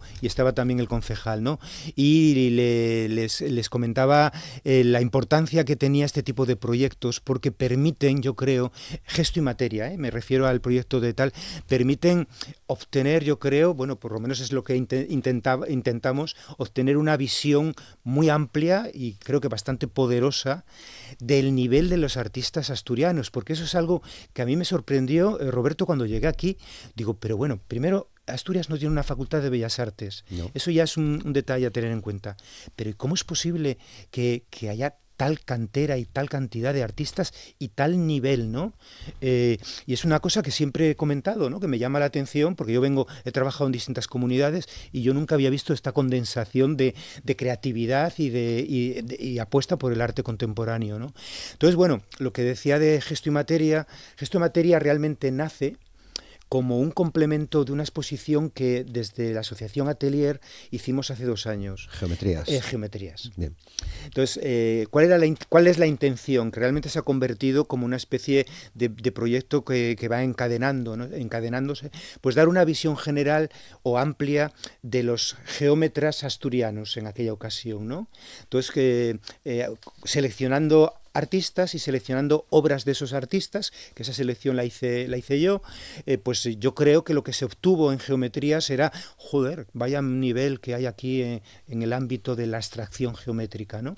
Claro, la abstracción geométrica es una bastante racional, ¿no? Y incluso podríamos decir fría, y el complemento de las que hacen arrugarse a la gente, sí, ¿no? Sí. Y el contrapunto de geometrías es gesto y materia, porque el mundo de la abstracción se mueve entre esos dos mundos, entre estos dos aspectos, ¿no? El mundo racional geométrico, que da lugar a la abstracción geométrica, y el mundo, digamos, más visceral, emocional, sensorial, que es el de la abstracción lírica o poética, que es lo que tenemos ahora. Y entonces, en gesto y materia, como tú decías, yo partimos de buscar algunos referentes históricos que yo creo que nos abren las puertas en Asturias a esta línea de creación plástica, ¿no? Ahí está Antonio Suárez, ahí está Joaquín Orlando Pelayo, Vaquero Turcios, y Vaquero Turcios, sí. Vaquero Turcios, y bueno, Elías García Benavides como otro referente, ¿no? Y a partir de estos referentes que yo creo que juegan mucho con la expresividad del color, la expresividad y la fuerza de la materia, distintas generaciones. Otra vez jugamos con ese tema de que haya una visión multigeneracional, ¿no? Pues ahí está Gil Morán, está Luis Fega, está Vicente Pastor, Hugo O'Donnell, María Jesús Rodríguez, Pablo Maojo, con una escultura que curiosamente se convirtió casi en el eje vertebrador de la exposición, sin yo quererlo ni saberlo, ¿no? Yo elegí la obra y claro, luego tiene que ver con eso que comentabas tú, de lo diferente que es exponer en un espacio más flexible, con más juego, o exponer en un museo que es más rígido, ¿no? Entonces, la escultura de Pablo Maojo ha dado un juego muy interesante al conjunto de la exposición, ¿no? Porque cuando nos metemos en el espacio real, articula un poco los espacios. Y después, evidentemente, tienen que estar los jóvenes, y para mí hay dos jóvenes de referencia en este ámbito del gesto y la materia, que son María Ballina y Jorge Nava, ¿no? Y bueno, y así yo creo que tenemos un conjunto bastante guapo. Está la obra de Kelly, por cierto, que preside la entrada de la sala. De la sala. Bueno, cuando entramos a la sala, una obra muy característica de Kelly, muy poética y de un formato bastante generoso. Hay una, o me parece interesante esta confluencia que hay para que esa sala, la del edificio histórico de la universidad, esté acogiendo tantas y buenas exposiciones, ¿no? Previa a Gesto y Materia, si no me equivoco, estuvo Ramón Isidoro, que estuvo con nosotros compartiendo también tiempo. Antes del verano, Gil Morán también estuvo estuvo aquí en el programa charlando con nosotros, ¿no? Y qué buena oportunidad en el mismísimo centro de Oviedo de poder disponer de esto, ¿no? Ya, bueno, ya sabéis que Oviedo carece de salas públicas. Es algo que yo cada vez que tengo la oportunidad lo digo, que bueno, que me parece alucinante, ¿no? Que hay muy buenas salas privadas de exposiciones. Y galerías. Y galerías. Pero claro, ¿qué ha ocurrido? Que la sala del edificio histórico, como dices, se ha convertido en la sala. Claro. Porque está en el casco histórico y es una buena sala y un edificio muy potente, ¿no? La sala está bien, tiene sus limitaciones espaciales, pero está muy bien. Y como dices, bueno, tienen una programación bastante completa. Para mí mira, ahí ocurre lo que comentaba antes. Para mí programa demasiadas exposiciones al año. Yo creo... poco tiempo, ¿no? Claro, que Gesto y Materia esté un mes. Me parece un pecado. ¿Puede viajar Gesto y Materia o podrían viajar? Es muy difícil lo que dices, lo de la movilidad, porque tienes que jugar con otras instituciones que admitan toda esta historia, ¿no? Pero bueno, hombre, a mí me encantaría que volaran las exposiciones de Asturias. Mira, una cosa personal te voy a contar. Yo trabajé en Teruel y de pronto un día, yo soy de Santander, pero trabajaba en Teruel, y veo un cartel que pone un pintor del norte. Y digo, uy, en el Museo Provincial de Teruel. Y voy para allá y era Galano, Miguel Galano. Yo conocí a Miguel Galano en una exposición que se realizó en Teruel, por eso de lo de mover las exposiciones, y descubrí, bueno, la maravilla de Galano, a su persona, y bueno, y fue un contacto muy curioso y un poco premonitorio, porque yo no sabía que me iba a trasladar luego a Asturias, pero bueno, pero fue curioso, ¿no? Y entonces lo de mover las exposiciones y que lo que se hace en Asturias se conozca por el resto de España, me parecería maravilloso. Bueno. Bien, pues hasta el 13 de octubre, Gesto y Materia con esta colectiva en la sala de la universidad. Imagino que estás dándole vueltas continuamente a las cosas y que tendrás en la cabeza ya futuros proyectos. Sí, sí. De hecho, mira, te adelanto uno que yo creo que se realizará y que tiene que ver con esto que acabamos de decir, una visión panorámica de la geometría, una visión panorámica así del gesto y materia, y creo que es necesario hacer una exposición de los grandes representantes de la figuración. O sea, pasar de la abstracción a la figuración, hacer una selección interesante de los artistas, pintores figurativos, que tenemos muchos y muy buenos. Bueno, pues ya nos contarás porque Sí. seguro que sale. Me quedan todavía algunos minutos y quería aprovechar porque decíamos al inicio, Santiago, que bueno, que haces muchas cosas, entre otras. Creo que vas a tener un curso de arte en Oviedo, que se va a iniciar el día 22 de octubre.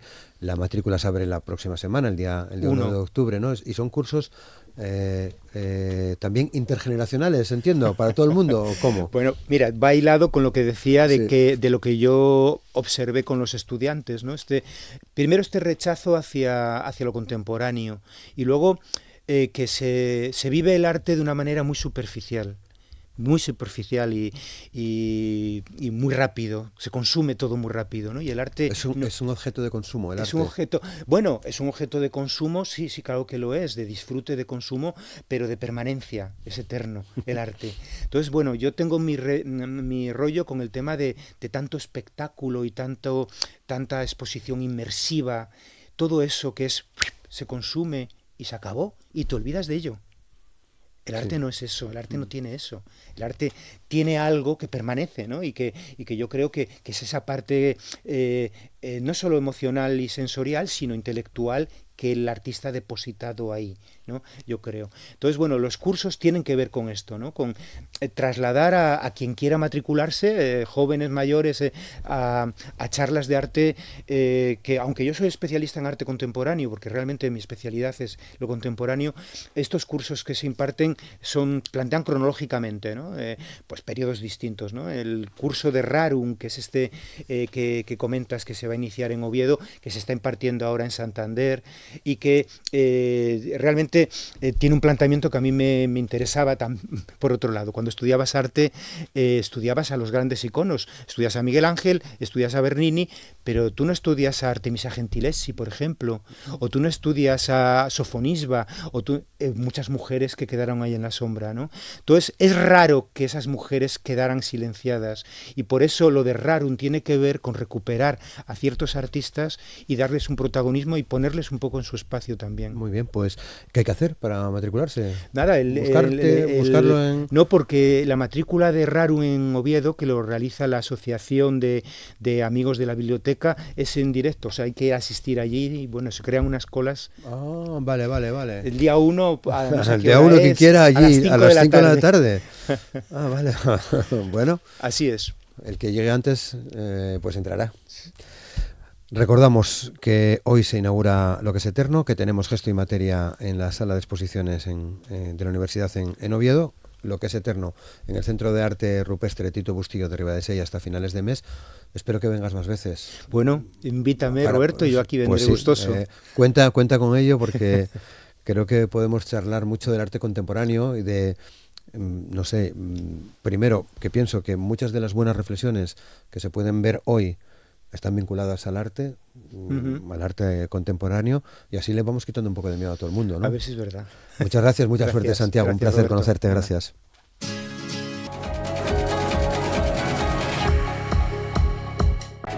Y hoy vamos a cerrar el programa, vamos a cerrar el recorrido de Asturias al día en este jueves 25 de septiembre, charlando con el editor Carlos Espina. ¿Qué tal, Carlos? ¿Cómo estás? Hola, muy bien. Editorial Impronta, desde 2012. ¿No? Impronta desde 2012. Impronta desde 2012. Como editor, desde 1990. Desde el 90, toda la vida prácticamente. Bueno, viví un poco más bueno, anteriormente. Muchas gracias, Carlos, por compartir con nosotros esta conversación. La verdad que nos está gustando mucho esta colaboración que tenemos con el gremio de editores porque nos ayuda a trasladar a la gente que nos escucha o que nos ve en la tele pues la importancia de un sector como es el editorial, ¿no? Pues nosotros os lo agradecemos mucho. Que es muy potente. Nos lo agradecemos mucho porque yo creo que la verdad es que casi todos, no todos, pero casi todos los editores asturianos somos pequeñas editoriales o minúsculas editoriales, por decirlo así, ¿no? Sí. Pero yo creo que la suma de todos nosotros, el conjunto de todos nosotros, sería una gran editorial. Es decir, si nos sumas, eso lo vemos muy bien cuando hay Feria del Libro en la que podemos enseñar los libros que hacemos.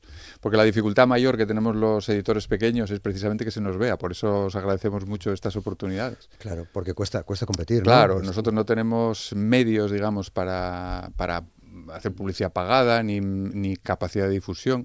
Incluso la mera presencia en las librerías es difícil para los editores pequeños porque hay una táctica, digamos, de los grandes grupos editoriales de desalojo. Ellos ocupan el espacio.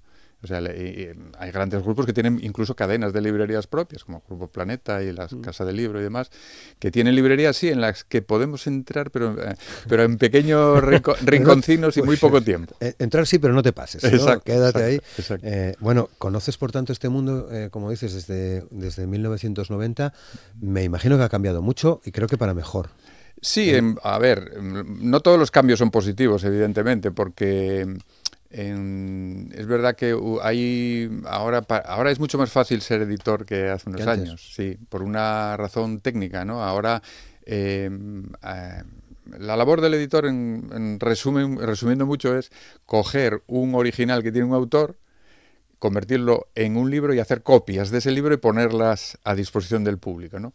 En ese proceso, que antes era bastante más caro, lento y difícil, ahora hay unos medios, la reproducción, la posibilidad de las técnicas digitales. Una persona con un ordenador en su casa puede hacer cosas que antes necesitaban varios profesionales y desplazamientos, la instantaneidad de Internet, el poder enviar pruebas y demás así electrónicamente, que antes tenía que ser físicas, y después la impresión, que antes tenía que ser forzosamente pues en talleres offset, y ahora puedes hacer impresión digital, pequeñas tiradas, en fin, hay cosas que permiten que una persona sola desde su casa pueda ser un editor. Antes eso era más complicado, necesitabas la conjunción, digamos, de más profesionales y demás, ¿no? Y por ese lado bien, la facilidad bien, pero eso lo que pasó fue nos llevó a una multiplicación de la oferta y que las tiradas son pequeñísimas. Y entonces, claro, eso es un problema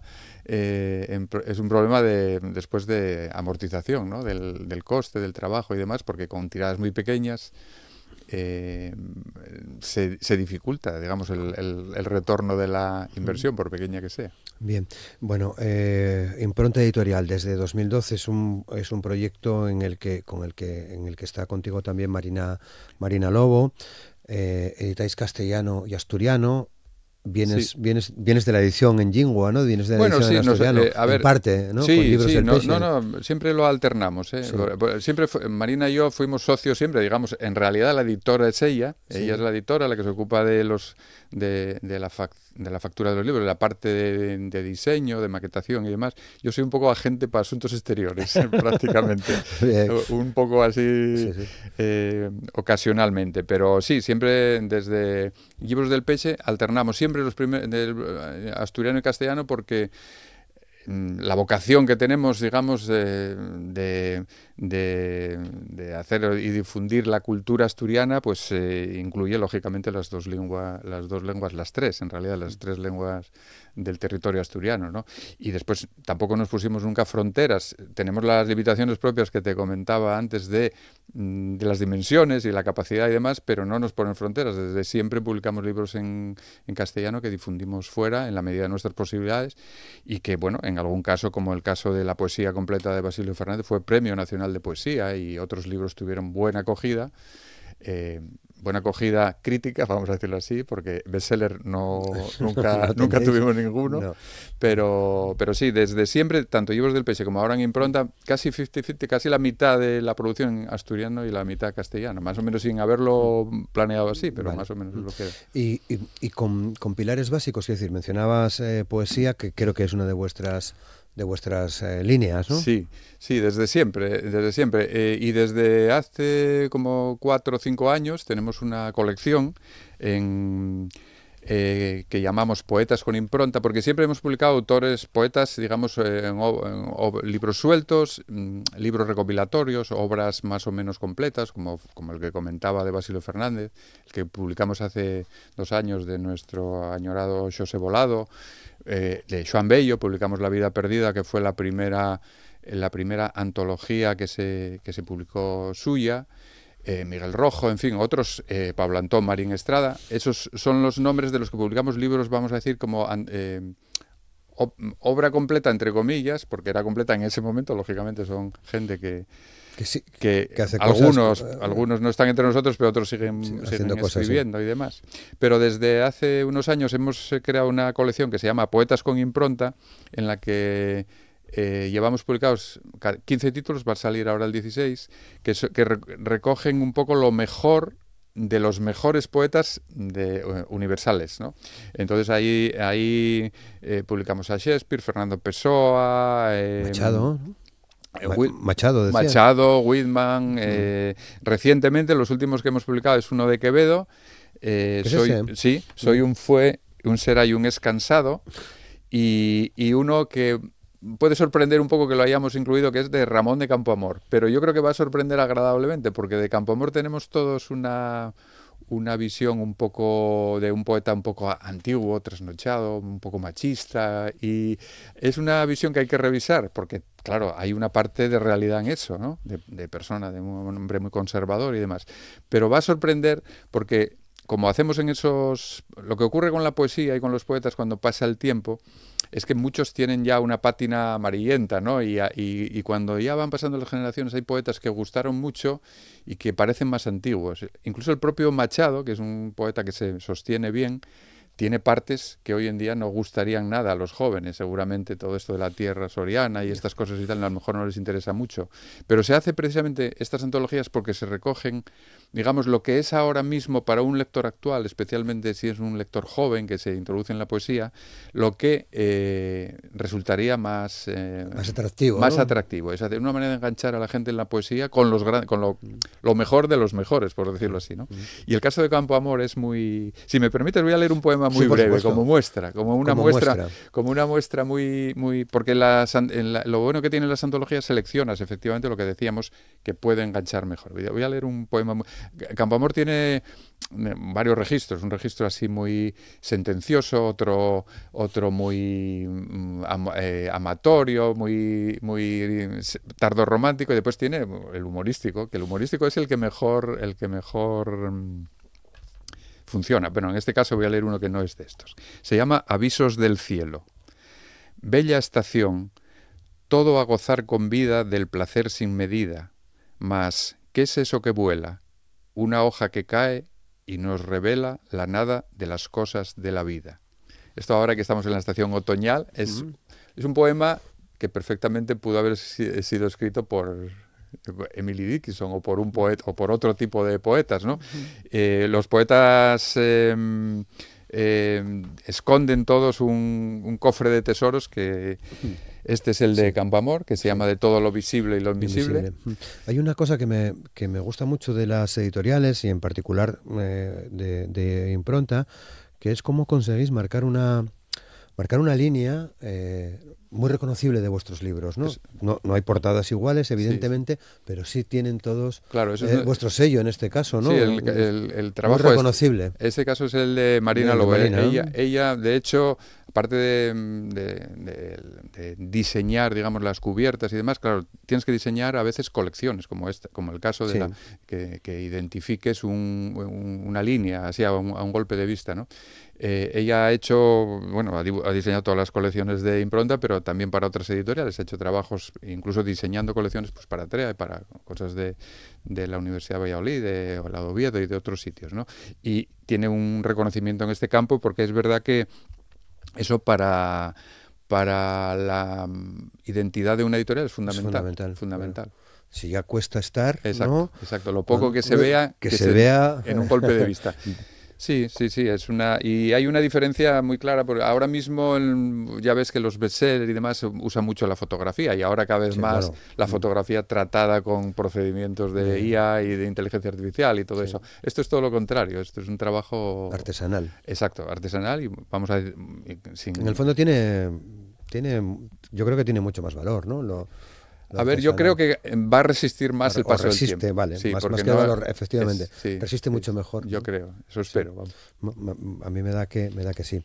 Bueno, es un poco lo que decías ahora, si se ve enseguida en los libros de colecciones. Por ejemplo, estos son 2 libros de los más recientes de la colección literaria general en castellano de Impronta, que son 2 libros magníficos. Crónica de la fatalidad. Crónica de la fatalidad es una novela que yo recomiendo encarecidamente. Es el último libro que acabamos de publicar, de un autor llanisco, Paco Valle-Po, que escribe como Los Ángeles. Es un autor extraordinario, una novela divertidísima, muy bien escrita.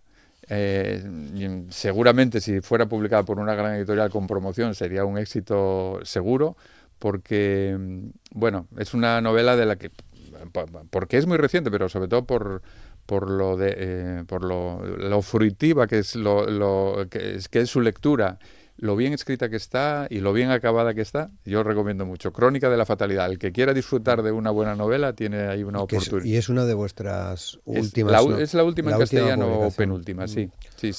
Porque el otro que tienes en las manos, un viejo veterano de José Luis Argüelles, de muchas batallas. Ya jubilado, pero del periodismo, pero no de la literatura, porque ahora está publicando. Nosotros hemos publicado. Le costó empezar a publicar un poco, ¿no? Bueno, él siempre fue poeta, lo que pasa es que, claro, el periodismo absorbente en el que vivía le dejaba poco tiempo, claro, pero sí, últimamente... José Luis Argüelles de Mieres. Sí.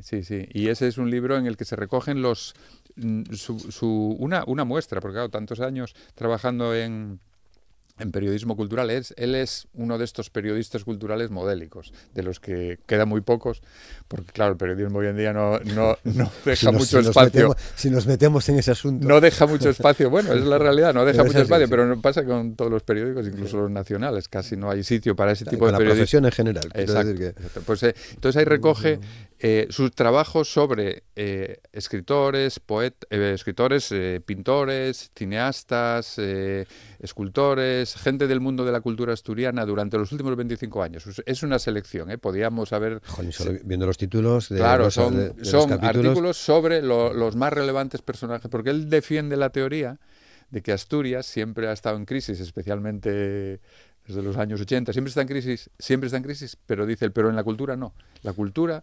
Y eso se ve en este libro, dio unos nombres como casi nunca, bueno, casi nunca, no vamos a exagerar, es decir, y en muchos ámbitos, ¿no? Entonces, un poco en este libro se recoge ese trabajo. Yo creo, porque lo malo que tiene el periodismo es que, claro, si no, eso no queda recogido, unido en un libro y tal, parece que se desperdiga con las cosas. Lógicamente, pues los periódicos tienen la caducidad de un día, ¿no? Nada más. Sí, pero es verdad que José Luis Argüelles ha escrito mucho de cultura, además de información general, ¿no?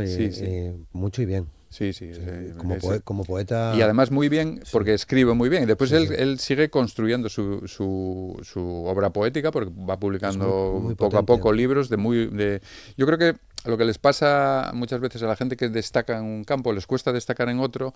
Si fuera un poeta que solo hubiera escrito sus libros, sería mucho más reconocido que Quiero decir que la gente parece que no tiene atención para diferentes ámbitos de una Pues persona. son dos de vuestras últimas, son además del mismo año, acabo de ver, ¿no? O sea que sí. una cosa generacional aquí también, ¿no? Sí. Vallepo, Crónica de la Fatalidad y Acercamientos Naturales, Claro. de José Luis Argüelles. Y otro libro que me gustaría recomendar es De los sueños hicimos pesadilla, de Joan José Sánchez Vicente, que es un libro muy especial. Yo creo que él lo hizo con pausa, con tiempo, con mucho trabajo, porque es un libro que está escrito en forma de novela, pero que en realidad reconstruye un periodo de la historia de Asturias, muy especialmente de Gijón, pero de toda Asturias, entre el año 29 y el año 45, que son todos esos años turbulentos de primero las huelgas, después la revolución del 34, la guerra civil, la durísima primera posguerra, y está escrito, tiene 300 personajes, casi todos ellos, prácticamente todos, son personajes reales, o personalidades reales. En algún caso, pues cuestiones tal, le puede cambiar el nombre, pero en otros son perfectamente reconocibles, desde Franco a Melquiades Álvarez, a Pachín de Melás, gente que pasa por ahí y tal, y después reconstruye muy bien los ambientes, ¿no? Está escrito en forma de estampas, son como situaciones que van pasando a diferentes personas, gente del mundo de la política, pero también gente, obreros o amas de casa, o en fin, gente de muchos ámbitos. Y es un fresco de todo ese periodo que yo creo que es una obra que resume y sirve mejor que un tratado de historia o de sociología para explicar lo que pasó en ese periodo tan duro, ¿no? Y tan terrible de la historia de Asturias, ¿no? Escribe muy bien. Sí. ¿no? Sí.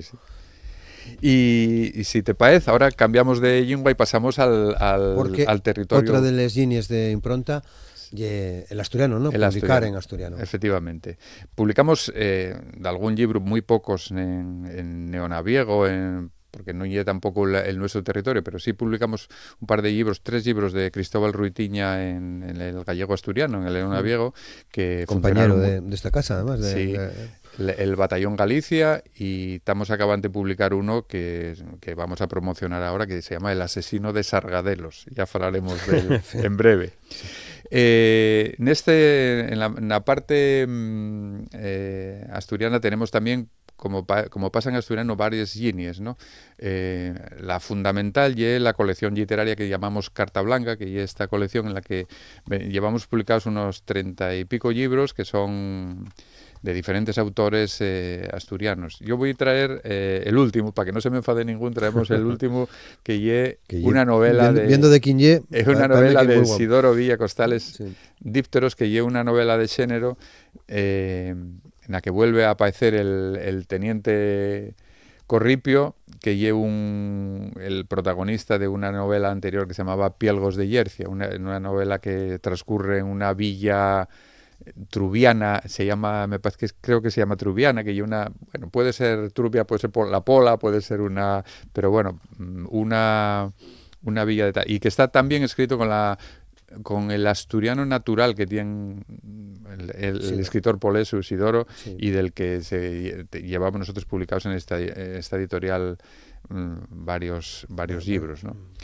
Déxame echar un vistazo al libro de Isidoro. Sí, qué guapo. Y lo que está muy bien. Lo que falábamos, ¿no? Sí. De las portadas. Sí. Estamos haciendo ahora un labor que es traducir al castellano como de algunos libros, y yo estoy traduciendo 2 libros, uno de Isidoro, que es El Fervinchu, que en asturiano se va a llamar La Infusión, que también es un libro y una novela prestosísima. Él tiene 3 belluscos, a Estalla, son 4 o 5 novelas, pero son escritores que empezaron a escribir bastante tarde, tanto Isidoro como Manuel García Menéndez, que hay otro autor que publicamos, El Visitante Impropio, y que ahora acabamos de publicar en castellano, la traducción al castellano, El Visitante Impropio, que yo creo que va a sorprender sobre todo a la gente de Ubieu, por la reconstrucción de una época, de la época de la regenta y periodos y tal, y que está fascinantemente bien escrita, ¿no? Veo que tienes ahí literatura infantil, sí. Esto es una línea muy, especialmente en asturiano, de siempre. Publicamos bastante una colección o varias colecciones de literatura infantil ilustrada, porque sí que pensamos que en el caso del asturiano ya era una necesidad imperiosa, ¿no?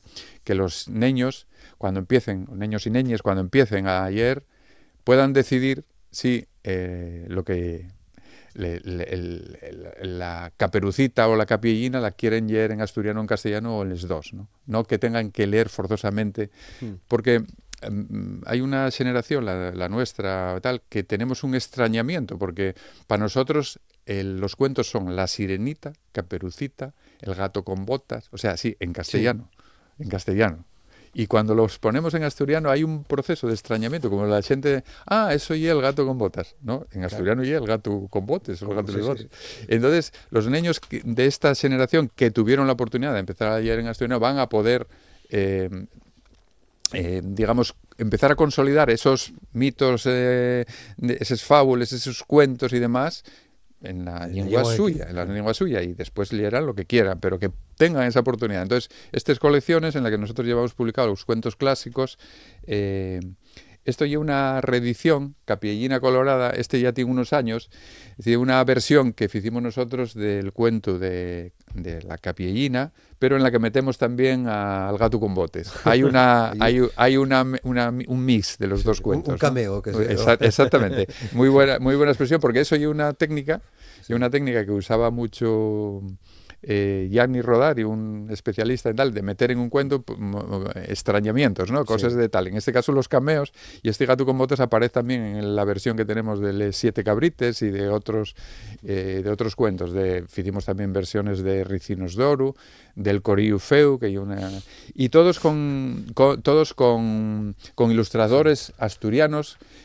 Que hay una cosa que quiero resaltar, hay una cantera de ilustradores aquí en Asturias espectacular, pero buenísimos. Ahí no quiero citar ahora muchos nombres. Ese que tienes en Les Manes me parece que de Ferrero, de David Ferrero, pero tenemos a María Pereira, Alicia Varela, en fin, hay un montón de ellos de tal. Bueno, quedamos tiempo para un. Vale, pues entonces que un cameo total, que una versión de La Cenicienta de Toya, fecha por Vicky Jove y ilustrada por Chris Mencía, que una versión de La Cenicienta, de La Cenicienta, la que hay un intruso que lleva un mosquito, mosquito que complica las cosas, ¿no? Muy bien. Ese el cuento, míralo aquí, qué guapo. Y que está en verso, y que está escrito en verso, y es muy gracioso, muy guapo y muy afalladizo para contar a los primeros lectores. Bueno, pues hoy conocémoste, Carlos. Tendremos oportunidad de que vengas más veces. Muchas gracias. Porque ya hemos adelantaste algunas cosas y tenéis per delante. Entiendo que buenos tiempos y mejores libros, ¿no? Bueno, eso esperamos. Sí. Un placer conocerte. Lo mismo, muchas Carlos gracias. Espina, muchas gracias, de la editorial Impronta.